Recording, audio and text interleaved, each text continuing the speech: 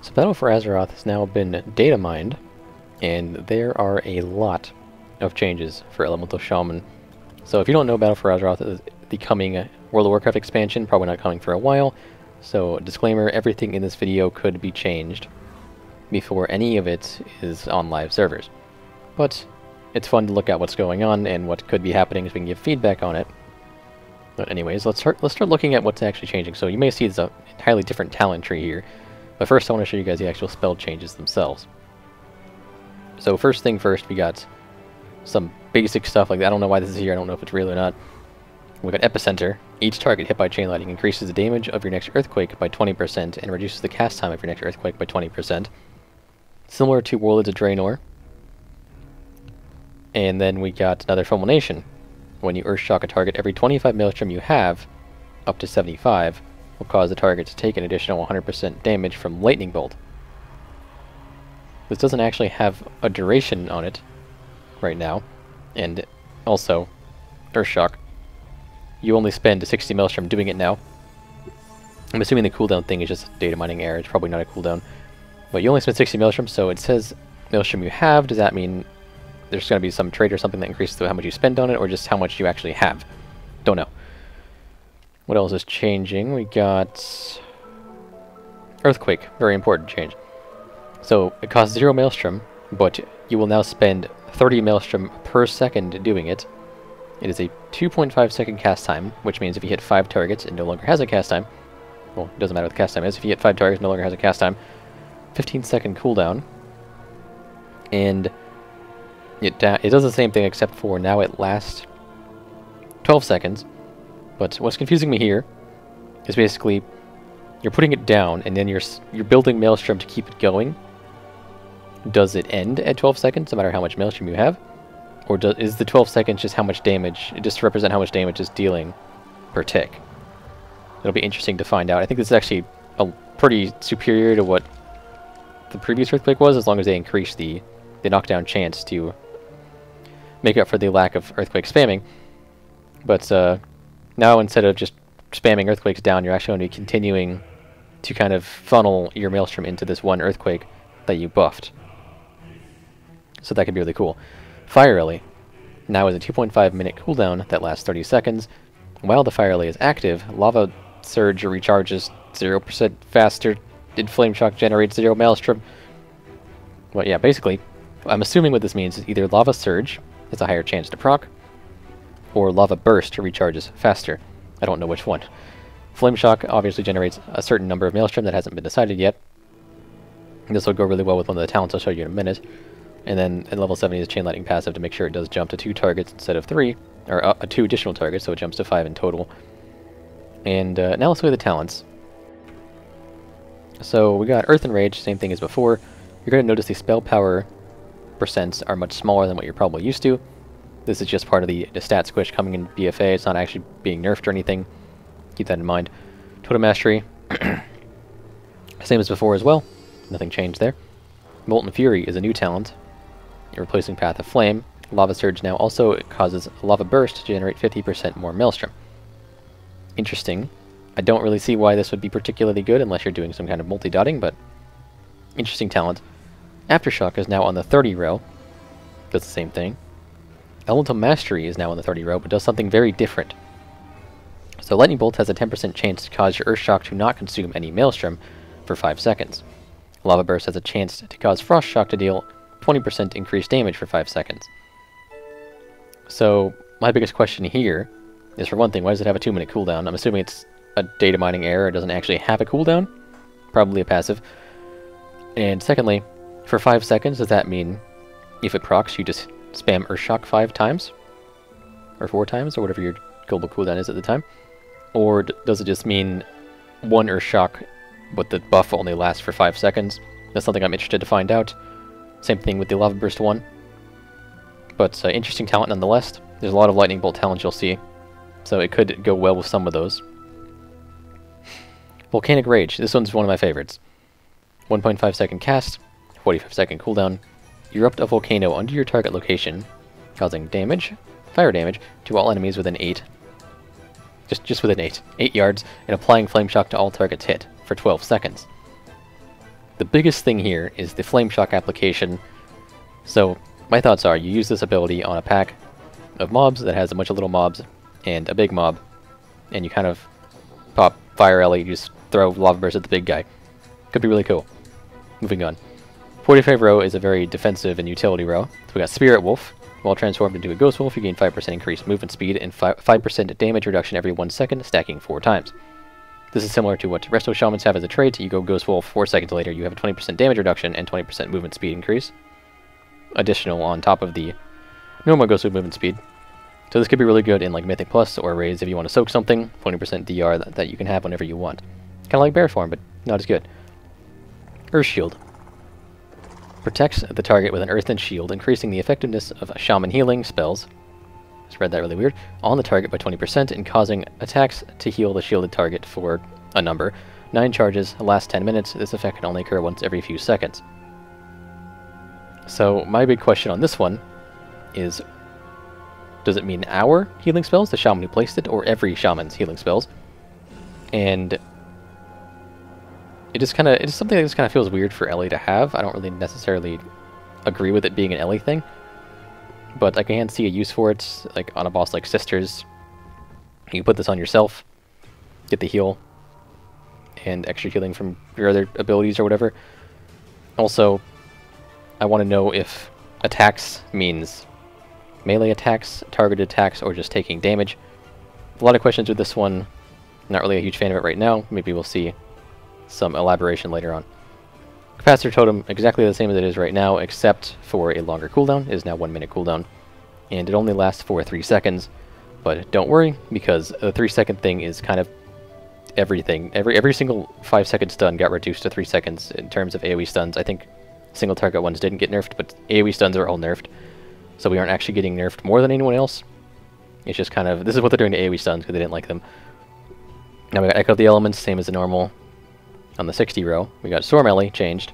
But let's look at, we got Elemental Blast normal as well. So we got, I just want to comment, I don't like Echo of the Elements and Elemental Blast being on the same row. I really like having those together. But anyway, Storm Ellie has been changed. Still 2.5 minute cooldown, lasts 30 seconds. While the Storm Elemental is active, each time you cast Lightning Bolt or Chain Lightning, the cast time of Lightning Bolt and Chain Lightning is reduced by 3%, stacking up to 30 times. Technically, if you stacked it 30 times, you'd have, like, no cast time. That wouldn't happen in 30 seconds anyway, though, so at least it's very unlikely it would happen. You'd have to have, like, hero and lots of haste and being able to just stand there and do nothing. But the biggest thing I see this being used for is to stack with the other Lightning Bolt talents, or if you want to pop it on AoE, where you aren't using Fire Leaf, Volcanic Rage or something.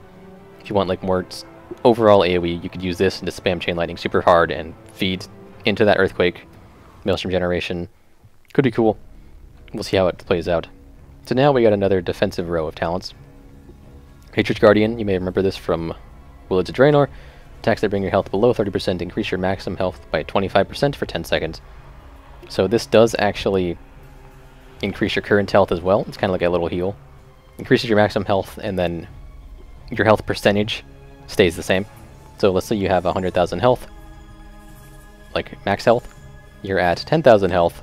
This procs increases to 125,000 health. You go up to like 12.5 thousand health.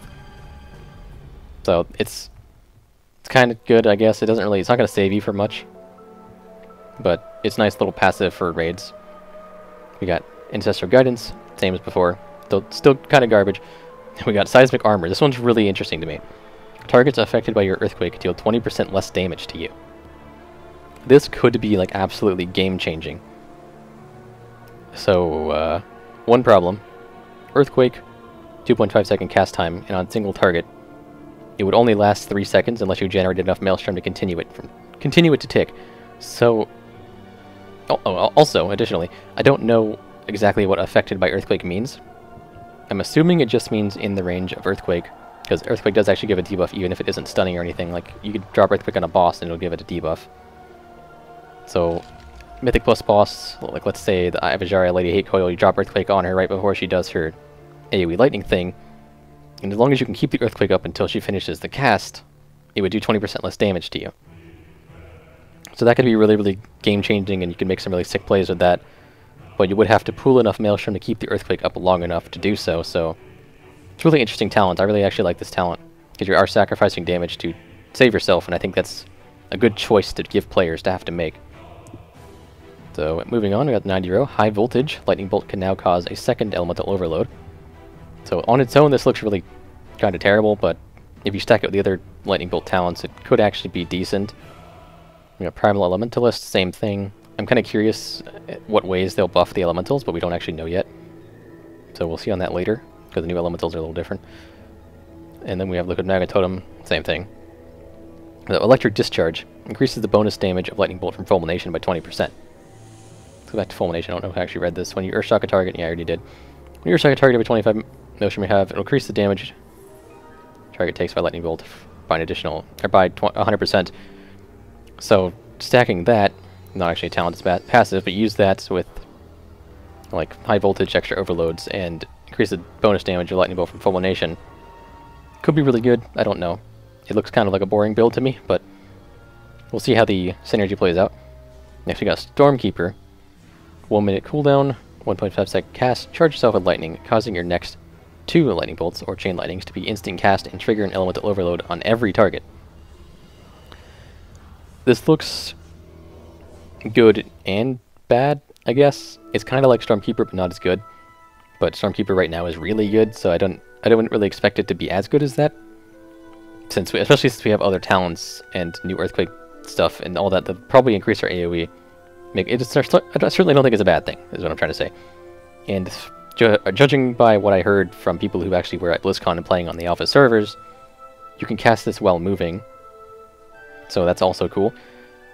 But basically, current Stormkeeper does the same thing, except for it only overloads on every target on the first cast, but it also is 200% additional damage, so it is overall going to be more damage. Our current Stormkeeper is. But this one is also not bad at all, and the Maelstrom generation is going to really help with that Earthquake. Because you can cast the Chain Lightning, kind of let the Earthquake tick down a bit, and then Chain Lightning again, and get full Maelstrom again. Could be really cool. And then now we have Ascendance, which is, as far as I can tell, exactly the same as right now. Before moving on, I kind of want to go back to Earthquake for a second, and look at it again. So, 30 per second, if it's like I thought it was, where you put it down and you try and keep it going, like Breath of Cindergosa or something, 30 per second, it's going to run out very, very fast. It doesn't seem like it ticks that frequently. It ticks every 2 seconds or something. So that could be really unfortunate. But another option, or potential, is that you drop it and it lasts 12 seconds, and then every Maelstrom, whatever, that you generate during it gives it extra, or Maelstrom you spend on it gives it extra. If it's like the Cindergosa thing, for one, 30 a second is kind of ridiculous and needs to go down. And 2, you need to be able to move it, like midway through. You should be able to. You probably should be able to move it, because otherwise you're putting all your resources into like a Breath of Cindergosa that's being pointed away from the boss because the boss moved, and that would really, really suck. Yeah, like I think this is a cool system, but it really needs to be refined, and we don't actually know how it works yet, so I don't want to say anything about it, because obviously if we don't know how it works, then can't really criticize it much. But we'll see how it turns out. Could be good and could be bad. So while we're looking at what we're getting, it is worth noting that we are getting a Tremor Totem back baseline. If you didn't play the game when Tremor Totem was a thing, basically you put the totem down, and for 10 seconds it removes fears, charms, and sleeps from everyone in the raid within 30 yards. I don't think you can put this down when you're already feared, charmed, or slept anymore. Yeah, at one point you could, but not last time it was in the game. So you have to put it down before, but it's still super good utility, especially when you already know when it's coming. So looking back here, you may notice some things are missing. And looking through all these, they no longer seem to exist. Those things being Gust of Wind, which I will really miss, and Ice Fury, which I predicted, by the way. I'm pretty sad to see both of those go, but for one thing, Gust of Wind is still a Resto Shaman talent, so it's not entirely out of the realm of possibility that it does come back. Windrush Totem also seems to be missing, so that, well, we don't know if that's coming back or not, but I wouldn't be entirely surprised to see Gust of Wind return as an Elemental Shaman, just baseline ability. I would be very happy to see it do that, but I also wouldn't be very surprised to see it not come back. Blizzard hasn't they haven't made it passive this entire expansion, or like not a talent rather. So I don't know how much they actually like it being there. Also, Ice Fury, I would be very not surprised to see that come back in some sense, because they actually did. They went through the work to nerf Ice Fury to go with the stat squish. Like they did the percent nerf to it along with all the other abilities. So at some point they had plans for it. So I mean, it's also something that isn't out of the realm of possibility of coming back. At this point, everything is so early. It's the very first alpha build. The very first alpha build of Legion was extremely different than what actually came out, which was also extremely different from what we ended up with, like, at 7.15. So don't take any of this as concrete. A lot of it can change.